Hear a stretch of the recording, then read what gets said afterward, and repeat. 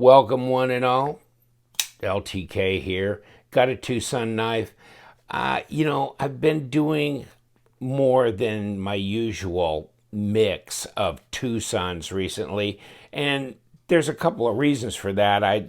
During March and April, I had won some auctions on eBay, but it took a long time for them to arrive and kind of everything unloaded at one time. So I have a drawer full of, 5 or 6 different TwoSun knives that need to get on my channel. So I'm trying to get that out of the way.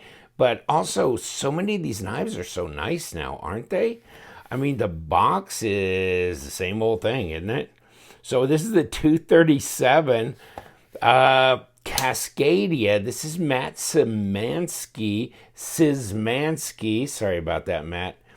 And Wong Den Xin. So that's what I wrote down here too. 14C28N and I guess I forgot the Cascadia. So this is really a nice knife, and this kind of reminds me of a lot of other Wong Den Xin designs, but with a different twist to it. You've got fullers on both sides, which is really nice. Like I said, Sandvik steel, 14C28N, keeps the price down. Also, nice hardware, as we've been seeing with a lot of these TwoSun knives recently. Contouring. They put carbon fiber in the front, and then I guess probably ran my mouth off back when they were just probably hitting production, and either said something to Matt or somebody about, yeah, it'd be nice if they put the carbon fiber on both sides. So yeah, that would really have made this one much, much more desirable for me. Now, if this is fine for you, that's fine then. You're in good shape, because it's really a nice design. And they've been doing a lot more of this flipper tab and then front flipper right here. As you can see, there's jimping up here, but really where I'm hitting it to do the front flip, there's no jimping. So could have brought it up here a ways. Actually could have backed this whole section up there and just moved it up, as far as I'm concerned, because I need a little bit more here than I need here. And especially if you feel this, this is right where you could feel jimping here if there was some, and of course that would double duty as traction here if you go to front flip the knife. So you got two options here. There's no cutaways in the blade necessarily, and then it's really hard as far as finger flicking this thing.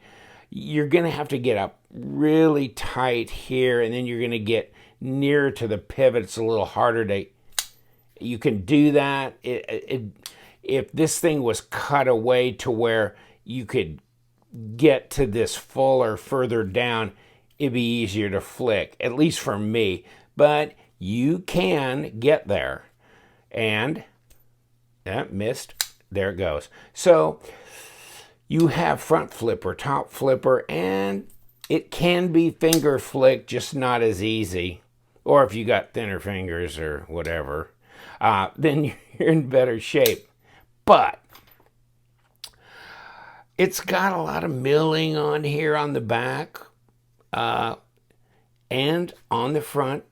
There is some degree of traction in that. The carbon fiber looks pretty nice. The blade shape makes sense. And let me see if I can find a piece of paper.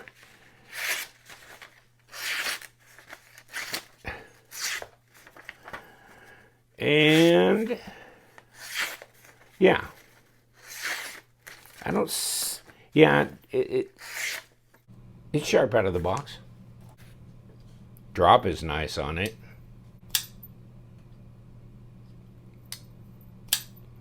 You're going to have to be a little bit careful flipping this or dropping it, because by the time the flipper tab hits you in the thumb right there, it's still not over the detent ball. So you got to back it up a little bit. And so you're barely going to catch your thumb. And yes, it wasn't completely. But yes, it wants to bite, doesn't it? Wants to give you that initial love bite. So you got to be a little bit more careful. And you're paying that price because this is fairly seamless in here with the bolster, which is a nice look. It's a nice clean look. It's just, you got to be a little bit more careful when you drop this, but wow, it's got a nice drop. It's got great action. It's centered, no lock rock, no blade play, any of that going on. Beautiful knife. How much does it weigh? Great design. Yeah, it's nice. And yeah, 4.57 ounces. That's not much. 129 grams. Pretty light, and it's a decent sized knife. It's 3 3/4 inch blade at about 96 millimeters, and overall, 8.5 inches at 21.5 centimeters.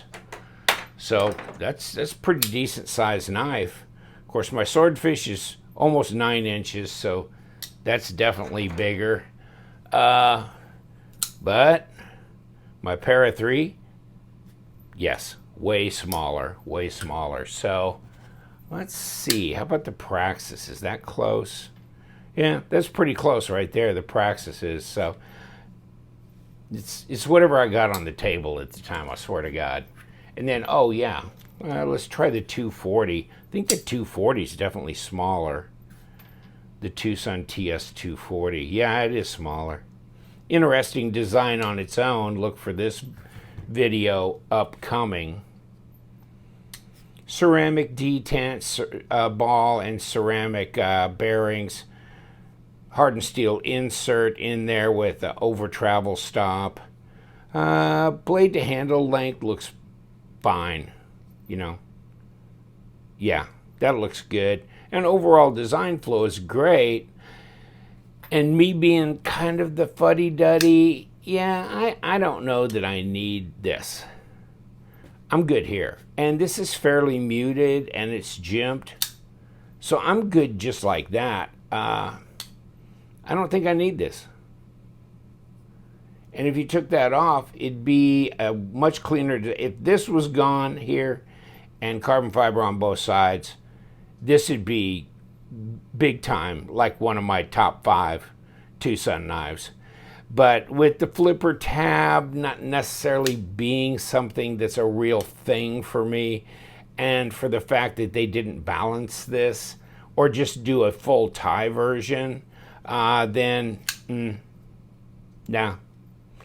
But real close to being in my Hall of Fame because of just the overall design. When you look at it like that, it's just really nice.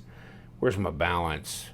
Balance is good, easy to find, and disengaging the blade is easy as well. Right here you got a little milled area so you can get through there and you can drop it, and it's not a real stiff lock bar, so that's real easy. And whoops, kick this around again.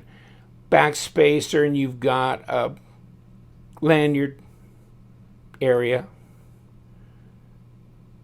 Pocket clip, not deep carry, milled titanium, right hand, no left hand. Detent is not that heavy, but a lazy flip will kick it open because it just has really great action. But probably, I don't know if I can do it this way. No, I can do it this way though. So give it a 4.5 on my scale. Not a real tough detent, but I'd say it's appropriate since, it's not coming open. It's just the fact that, thank God, if it was any tougher, this would be tough. I don't like a front flipper with a stiff detent. I really don't. Now, they could have stiffened up the detent if they just eliminated this, and that'd have been okay. but you still have the ability to flick it open middle finger style. So I think that the detent is great. I think it's dialed in the way it needs to be on this knife. So we're going to disassemble this, and what are we doing? Oh, God. Yeah, there's definitely no Loctite on that. So that's a good thing. No thread locker. And you know, at some point in time, if you take your knife apart, put it back together, you got to watch for that maybe backing out a little bit. And if your action gets too great, too nice, you might want to check to see if you got blade play, and then you need to make sure you got this properly tightened. And if that starts coming loose again, you know, just put some thread locker on there. Don't make it real heavy, but that's a good idea. Yeah, this is, wow. These are so nice to take apart. Wow. I struggle with some, I really do, with some other knives, but these TwoSuns, they seem to pop apart just really nicely. And weight relieved on the inside. You got this steel washer here, and I don't know if I can really knock it out like that per se. There it goes. So there you go. It's got that little groove there for the bearings to ride in. Really, I mean, just thoughtful little touches like that to make the action even better. And of course, squared off here, so you know you've got a D-shaped pivot, which is nice because it's going to hold it in place, especially since, and there goes the backspacer, since you don't have any access here. So there goes your backspacer, titanium as well, and your ceramic bearings here on both sides. It's very, very clean. It's weight relieved here. You've got your carbon fiber there, and it looks like, to me, you can unscrew and remove that carbon fiber if you wanted to anodize. So for those of you, and I know there's a bunch that pimp your knives out, I think this is fine. There's many knives where you have the carbon fiber and it's adhesive and it's put in with adhesive and there's no opening from the back to push it out and there's no screws holding it in. Yeah, it's a little cleaner look when you don't have the screws, but if it's adhesive, it's forever. It'd be very, very difficult to defeat the adhesive and take this out without breaking it to be able to anodize. So you've kind of limited your options in that regard when those knives are done that way. This way, it's definitely more pimp or mod friendly, you know, to modify. And then you go, there's your steel washer on the other side. There's your ceramic bearings. They're good sized ceramic bearings. Nice. So, and it's just clean, isn't it? Yeah. Well, let's do this, and you can see on the D-shaped pivot, that's a one piece here, which is my favorite, but you got that squared off piece that comes through here, but it ends up coming through here to lock it in place. So I want to face it towards the back at this time, hopefully, so I won't have to adjust it again later, and then put some bearings on here.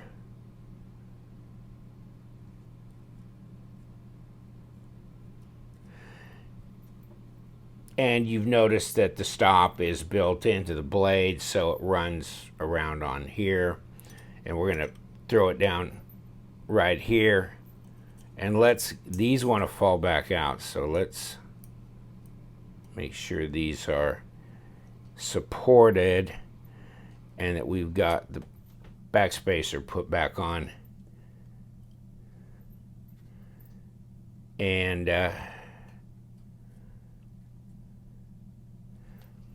another drop there, and we can just throw this whole thing back on and fasten it down, put our pivot back on.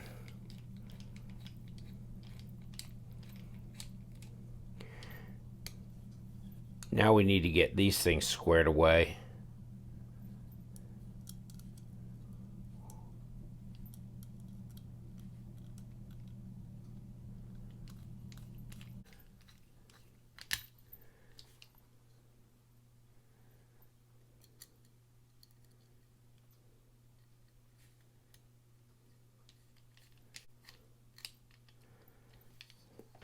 Easy breezy. It looks centered up. Well, no play. I mean, TwoSun TS237 Cascadia. Good old Matt Szymanski. Wong did a good job. The design is wonderful. I'd like to see it in G10, by the way. 14C28N, just keep that steel. Put this in G10. And maybe do one of those faux inserts, you know, on the G10, just an opposite color, both sides. Liner lock. I think I'd really go for that big time, or do it in micarta liner lock. Either way, there's a winner right there for you, my friends. And you know what we do? We love them knives, so you guys stay sharp.